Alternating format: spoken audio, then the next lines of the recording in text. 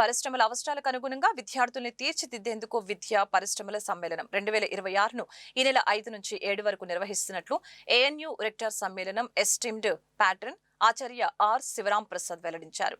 ఆచార్య నాగార్జున విశ్వవిద్యాలయం కమిటీ హాల్లో బుధవారం ఏర్పాటు చేసిన విలేకరుల సమావేశంలో శివరాం ప్రసాద్ మాట్లాడారు.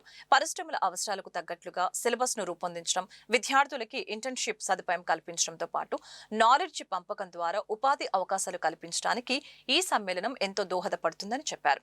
అతి తక్కువ వ్యవధిలో ఏర్పాటు చేసిన ఈ సమ్మేళనంలో పాల్గొనేందుకు 100కు పైగా పరిశ్రమలు ముందుకు వచ్చాయని, కానీ సమయాభావం వలన కేవలం 50 స్టాల్స్ ను మాత్రమే ఏర్పాటు చేస్తున్నామని వివరించారు.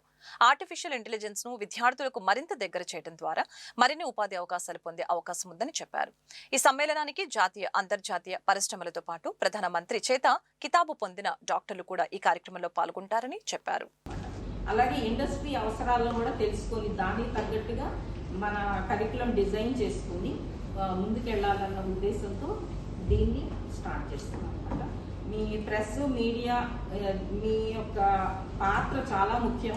దీనిలో మీ అందరి సహకారంతో ఇదంతా సక్సెస్ఫుల్ గా అవ్వాలని కోరుకుంటున్నాము. ఎన్ఆర్ఐ ర్యాంకింగ్లో కానీ, అదేవిధంగా మనకు జరుగుతున్నటువంటి ఇప్పుడు ఈ నేషనల్ ఎడ్యుకేషన్ పాలసీ 2020 సంబంధించినటువంటి కంపోనెంట్ ఏంటంటే అకాడమిక్స్ అనేది అకాడమిక్ ఇన్స్టిట్యూషన్స్ ని ఈ ప్రాక్టికల్ అప్రోచ్ తోటి ఉన్నటువంటి ఇండస్ట్రీ తోటి అనుసంధానం చేయాలనేటువంటి అండ్ అదర్ ప్రొఫెసర్స్ అంతా కూడా కో కన్వీనర్స్ ఉన్నారు.